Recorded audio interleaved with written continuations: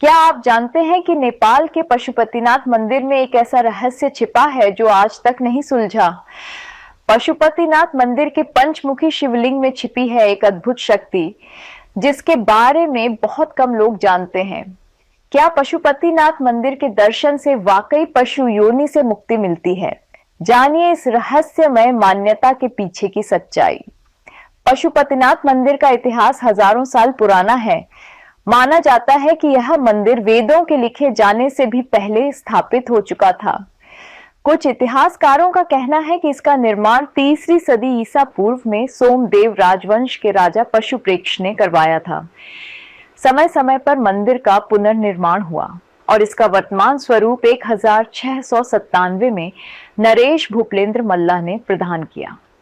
2015 के विनाशकारी भूकंप में मंदिर के कुछ बाहरी हिस्से क्षतिग्रस्त हुए, लेकिन मुख्य मंदिर और गर्भगृह पूरी तरह सुरक्षित रहे, जिसे भक्त भगवान शिव की कृपा मानते हैं। मंदिर के गर्भगृह में स्थापित पंचमुखी शिवलिंग इस मंदिर की सबसे बड़ी विशेषता मानी जाती है।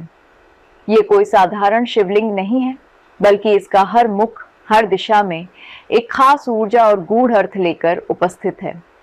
पूर्व दिशा की ओर मुख को तत्पुरुष कहा जाता है। ये मुख ज्ञान और प्रकाश का प्रतीक है। जब भी सूरज की पहली किरण इस मुख पर पड़ती है, ऐसा लगता है मानो स्वयं ब्रह्मांड की चेतना जाग रही हो। पश्चिम दिशा वाला मुख सद्योजात कहलाता है। ये सृष्टि और नवीनता का प्रतीक है। सृजनात्मकता और हर पल कुछ नया रचने की प्रेरणा मिलती है। उत्तर दिशा की ओर है अर्धनारीश्वर मुख, जो शिव और शक्ति के अद्वितीय मिलन का प्रतीक है।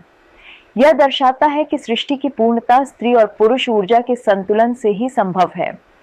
दक्षिण दिशा वाला मुख अघोर कहलाता है।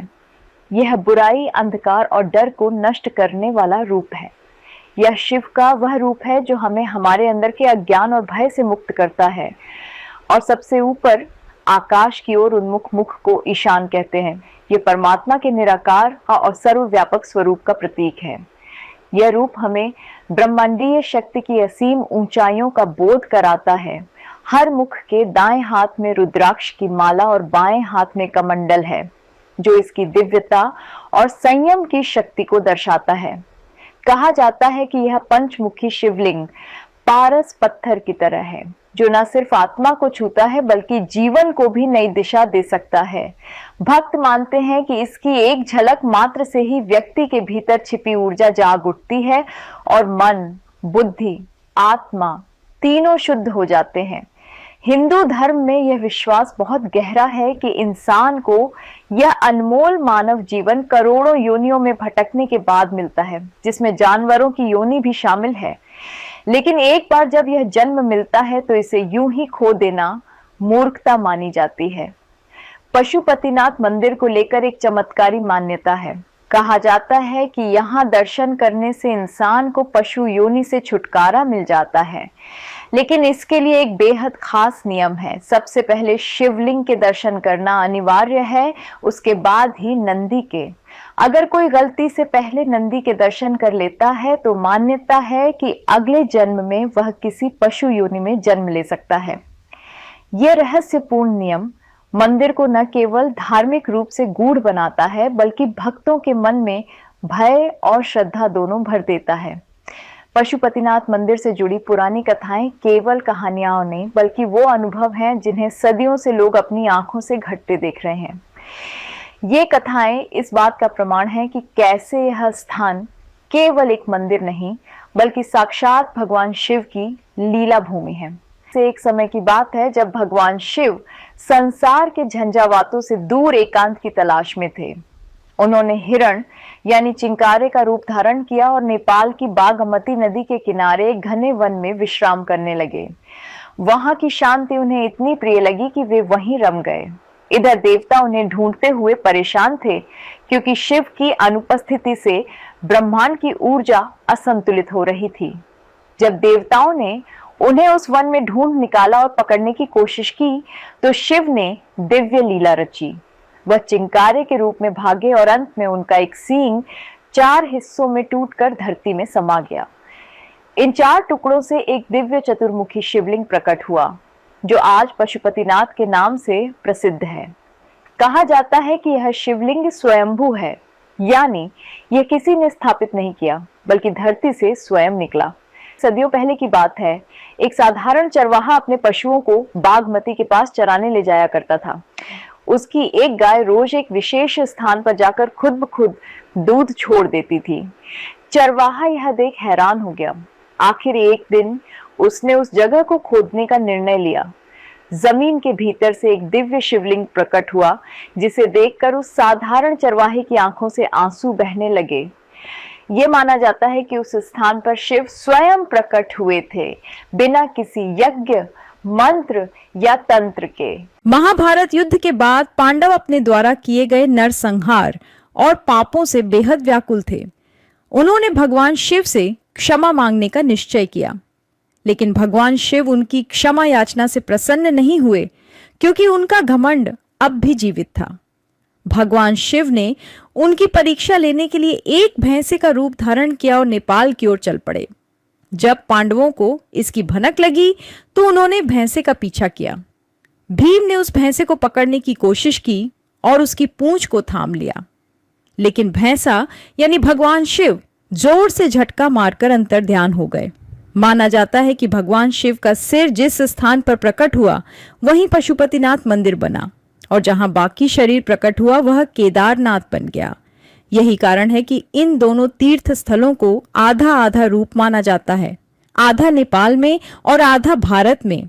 मंदिर की दीवारों से लेकर उसकी हवा तक में भगवान शिव की उपस्थिति आज भी महसूस की जा सकती है। पशुपतिनाथ मंदिर के बाहर बहने वाला आर्य घाट का जल सिर्फ एक नदी का पानी नहीं है, यह सदियों से एक आस्था की धारा है। यही जल मंदिर के अंदर पूजा के लिए लाया जाता है। ये कोई साधारण परंपरा नहीं, बल्कि वह प्राचीन रिवाज है जो आज भी बिना बदले निभाया जा रहा है। यहाँ किसी और स्रोत का पानी लाना मना है, क्योंकि माना जाता है कि इस पवित्र जल में ही मंदिर की आध्यात्मिक शक्ति की जड़ें छिपी हैं। मंदिर में पूजा करने वाले पुजारी दक्षिण भारत से बुलाए गए ब्राह्मण होते हैं, और यह परंपरा सन 1747 से चली आ रही है। उस समय नेपाल के राजाओं ने खास तौर पर भारत के विद्वान ब्राह्मणों को आमंत्रित किया था। आज भले ही कुछ नेपाली पुजारियों को भी पूजा करने की इजाजत दी गई हो, लेकिन दक्षिण भारतीय पुजारियों की उपस्थिति आज भी मंदिर की गरिमा और पवित्रता को एक अलग ऊंचाई देती है। पशुपतिनाथ मंदिर एक ही जगह पर हिंदू और बौद्ध कला का ऐसा मिलन है जो देखने वालों को मंत्र मुग्ध कर देता है। पगोड़ा शैली में बना यह मंदिर एक सुरक्षित आंगन में स्थित है, जिसकी निगरानी नेपाल पुलिस खुद करती है। पूरे परिसर में 518 छोटे बड़े मंदिर और प्राचीन स्मारक फैले हुए हैं। मंदिर की 2 स्तरीय छत तांबे और सोने से ढकी है, और सबसे ऊपर सोने का चमचमाता शिखर आकाश से बातें करता है। मंदिर के भीतर विशाल नंदी की पीतल से बनी भव्य मूर्ति है। 4 दिशाओं में चांदी के दरवाजे हैं, और अनेक वैष्णव शैव परंपरा के मंदिर इस स्थान को एक संपूर्ण तीर्थ बना देते हैं। अंदरूनी आंगन में वासुकीनाथ, उन्मत्ता भैरव, सूर्य नारायण और 184 शिवलिंग स्थित हैं, तो वहीं बाहरी परिसर में राम मंदिर, विराट स्वरूप और गुहेश्वरी जैसे शक्तिपीठ भी हैं। पशुपतिनाथ मंदिर सिर्फ पूजा पाठ का स्थान नहीं, बल्कि ये एक सांस्कृतिक धरोहर है जो हर साल महाशिवरात्रि पर लाखों श्रद्धालुओं को अपनी ओर खींचता है। यहाँ हर कोने में कोई कहानी, कोई रहस्य, कोई आस्था छिपी है। देश विदेश के प्रसिद्ध संत, कलाकार और आध्यात्मिक गुरु यहाँ दर्शन के लिए आते हैं और इस जगह की अद्भुत शक्ति को महसूस करते हैं। ये मंदिर एक रहस्य की तरह है, जो जितना जानो उतना गहराता चला जाता है। पंचमुखी शिवलिंग के दर्शन, आर्य घाट के जल की महिमा और नंदी के साथ जुड़ी मान्यताएं, ये सब मिलकर इस स्थान को केवल एक मंदिर नहीं, बल्कि एक जीवित चमत्कार बना देते हैं। क्या आपने कभी सोचा है कि इस मंदिर की शक्ति का असली रहस्य क्या है? क्या वजह है कि यहाँ आने के बाद कई लोगों की जिंदगी बदल जाती है? हो सकता है इन रहस्यों को समझने के लिए आपको खुद वहां जाना पड़े। और हाँ, एक बात हमेशा याद रखें, दर्शन का तरीका भी उतना ही जरूरी है जितनी आस्था। पहले भगवान शिव के दर्शन करें, फिर नंदी के। कहते हैं यही वह क्रम है जो आपको जन्म मरण के चक्र से मुक्ति दिला सकता है।